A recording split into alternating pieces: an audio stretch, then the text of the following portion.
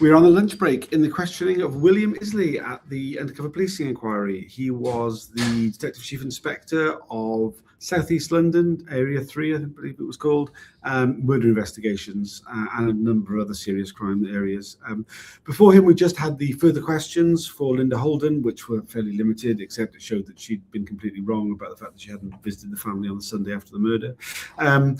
William Ilsley, I mean, generally he claims not to know very much at all. Notably, he claims that the anti-racist groups got in the way of the family liaison. I'm joined by Kate Wilson of Police Spies Out Lives. What did you make of it? I'm quite shocked. Actually, Okay. I was quite shocked by this morning's evidence. I'm quite shocked by this afternoon's evidence. We're not hearing now from special branch officers. We're not hearing from the STS. We're hearing from the family liaison and the investigation team that was supposed to investigate Stephen Lawrence's murder. And I'm sitting there just like, all cops are bastards. Yes. I've got to the point where you kind of expect, the SDS to have been, but these are not the SDS.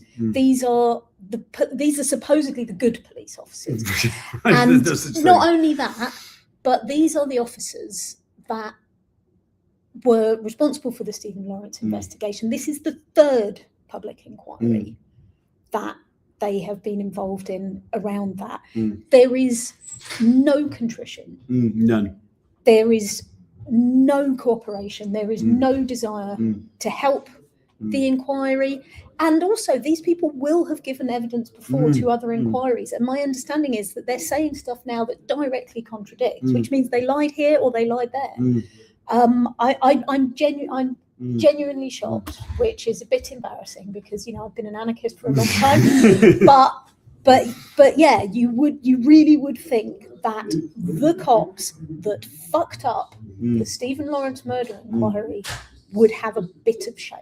Yeah, I mean, it's quite ridiculous the way in which he's acting like this whole thing's just landed in front of him right now. He's like, I don't know anything about this. I don't know who that was. I don't know what's going on. Yeah, and her as well. Oh, that would be the SIO. That would be the SIO. I don't know if the SIO is dead or why we're not hearing from them, but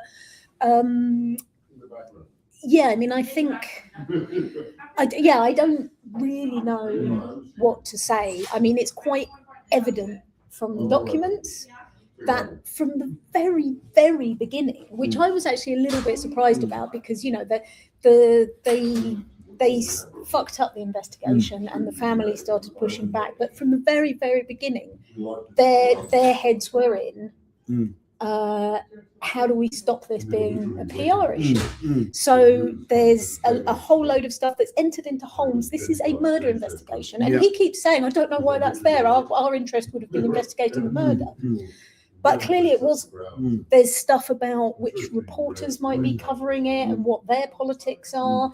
There's a whole load about who would have been influencing the family. There's stuff about whether there's going to be demonstrations. No suggestion of public order, just the fact that there may be a demonstration. I'm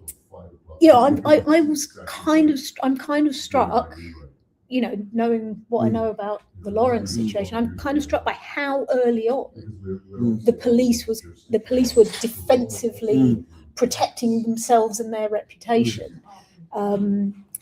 Unsuccessfully ultimately. Yeah, but they certainly, that's definitely what they were aiming to do. I mean, you see little sort of like, there's the overt stuff, there's also like little things like, there's like, when they refer to Dwayne Brooks' dad, they put brackets, sensible. Yes, and Stephen Lawrence's dad as well. The witness this after the end of the morning.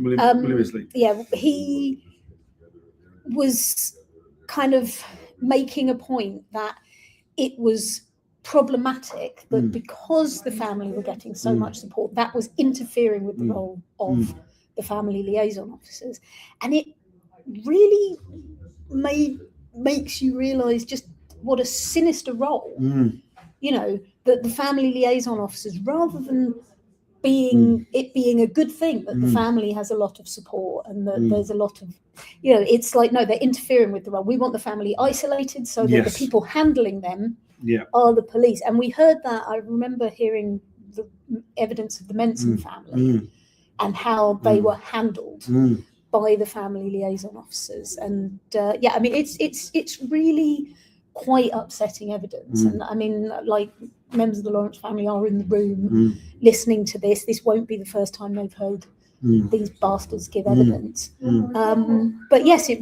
really brings home, you know, it wasn't just an institutional fuck up. The actual individual parties involved are nasty pieces of work, is what I'm getting from the evidence. Yeah, I overwhelmingly, I mean, I really get the impression, like, from both witnesses today, have, like, you don't get any impression that the gravity of this case is, like, come home from at all. This is simply an opportunity to try and bat away, you know, why am I being fussed about this? I don't know anything about it. You need to speak to somebody else. That's not for me to say. I mean, honestly, like, if it had been my job and I had fucked it up so badly that we ended up with the Macpherson inquiry and the Ellis report, I would know what went wrong.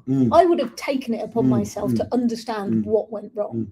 And, you know, I would be coming to an inquiry really able to talk about what happened. And they're just the buck passing and the bollocks, honestly, absolute bollocks. We're looking at documents that clearly show that the Stephen Lawrence murder inquiry were liaising with Special Branch. And the witnesses just say, well, no, I don't know. I don't think that would have happened. I don't know why that would be. We were interested in the murder. That's all we were interested in. It's like, it's on the fucking page in front of you. That is your murder inquiry bloody documents. You know, a little bit of candour and cooperation. I mean, given that, you know, that they were so concerned with the public relations at the time, you'd think they'd be a bit better public relations now. Of just like there was one point where it was put to him that, you know, this was a horrific racist murder, and that, you know, it was such a tragedy, and that it would be handled badly. And he said, "Oh, it's always sad when a child is murdered." And it's like you could just recognise what this is a bit more. Yeah. You're not even doing the bare minimum here in the slightest. No, I mean, it's enraging and it's embarrassing what we're hearing. We had some comments. I put them up on screen. I believe the original SIO has passed away. That makes sense. I had the impression that at the time of Stephen Lawrence's murder, there was an established network between Special Branch and frontline police, especially the potentially embarrassing cases. Yeah, that's definitely what we're seeing, and that's that. I don't think in my defence, I was 14 when Stephen Lawrence was murdered, but the fact that from the very outset they were there, you know, spying on the family, getting lists of who, just goes to show just how rotten the whole thing was before any of it even started, and just what an awful time that family had. I mean, it's something which Peter Francis says that, you know, from his point of view as a Special Branch officer, it would be quite normal for him to walk into a police station, to speak directly to the officers on the case, get information directly. You know, they would immediately give it to you. As a Special Branch officer, you have the ability to do that. It was considered like, oh, that's interesting. The Special Branch officer is interested in what I'm doing. And the idea that there would somehow need to be some, like, kind of formal sort of process was not the case at all. Oral briefings would be just normal. Yeah, and I think that's something that is really important, and like we hear quite a bit about it, but it doesn't. The implications of it don't really come across, and we see it again also with C Squad. Yes, and the STS is C Squad held regular briefings face to face with the undercover officers, and where this becomes important from my perspective of the stuff that we're campaigning around is that you know, particularly with things like the misconduct and the sexual relationships and the things that they were doing that they really bloody didn't ought to have been doing, is that they try to say, well, you know, they were undercover officers, nobody knew who they were, so nobody had an idea what they were doing. That's bollocks. Yeah. You know, these undercover officers were going and giving briefings to the intelligence desks. They were, as you say, going and talking to uniform officers in various different situations. I mean, I've seen evidence from the Mark Kennedy stuff where Kennedy himself actually goes and meets 5 different police forces and talks to them about what he's doing on their patch. So it's like Nottingham, Leicester, West Yorkshire, South Yorkshire, whatever. All of these police forces come together and have a sit down chat with Mark Kennedy about what he's up to, and then they kind of say, well, nobody knew. Nobody knew he was there, but his identity was a secret. And they try. There's this idea that I don't know what you call them, like Chinese walls, or like people couldn't possibly have figured out what was going on because they didn't know. It's crap, and you see it in these little moments where the police officers are talking across. But it wasn't just oral briefings. It's in the murder investigation files. Repeatedly passed to special branch. Also, I think going back to the evidence that we heard last week, which I'm kind of still digesting from Colin Black and from Roger Pearce, is exactly what special branch is and what special branch does, and the sheer scale of the fear and distrust of the British population by the police is very clear. That very, very deeply ingrained in special branch's idea of what it is and what it's supposed to do. It really brings home that when we talk about the language, like being in bandit country, and this idea of kind of being in the field, you really get that sense of they're seeing themselves as an occupying force that needed to manage this population that was in danger of somehow taking over the rescuing hedgehogs. Well, exactly. We were about to storm the Tower of London if they weren't careful. It's 1381, and Wat Tyler might be coming around the corner any minute. It's like that. That is the sense that you get from these officers. About the world they think they live in. It's quite mad. It's quite mad. William Ilsley will be back after lunch. I got the impression it almost might have finished before lunch, but he will be back for a bit more. I can't imagine it running that late. I don't imagine we were already, getting the same answers from him repeatedly. The lack of cooperation.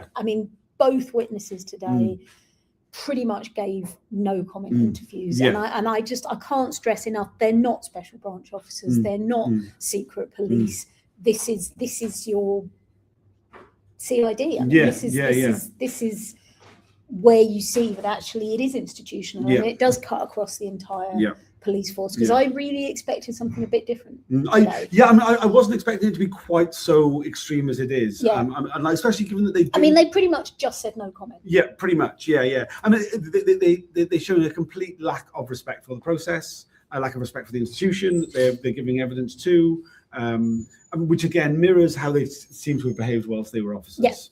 And an absolute lack of shame for the colossal failures that they were responsible for, and which they're being questioned about for at least the third time. It's really, really stunning. Again, I want to point out that there are no media here today. The only coverage of the events that are happening is us doing this, which, given the significance of Stephen Lawrence's case, you would have thought there would be a bit more interest, just highlighting the fact that the police clearly have not learned the lessons, that the institutional racism is still present in the officers who are, engaged in and very annoyingly, William Ilsley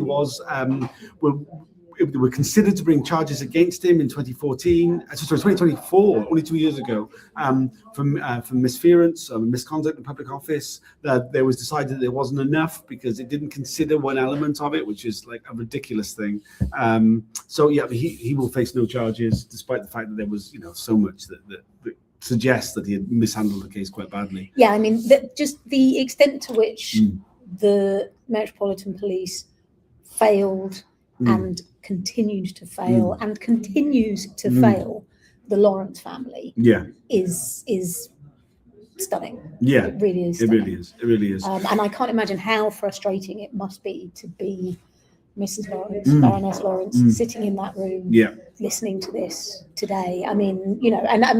She's heard a lot of it. It must be a Groundhog Day feeling for her. It must. But I just honestly can't believe, given how absolutely that they're still doubling down. Just given how absolutely evident it is to everybody how badly they failed, that they're still doubling down. Just really struck me. Yeah, really frustrating. Thanks for joining us. Thanks to everybody who's liked and commented. Ms. Rabney, thanks for your comments. Don't apologise for leaving long ones. Long comments are very welcome. Please, everybody, comment as much as you like. It'd be great. Thank you, everybody. Like, shared. subscribe, share. All that good stuff. All the things. All the things. All the things. Make your own video based on what we've talked about. All the things. It'll be really great. All right, thanks, Joyce. We'll do another video at the end of the day, probably now. If there's a break, we'll do one then, but probably.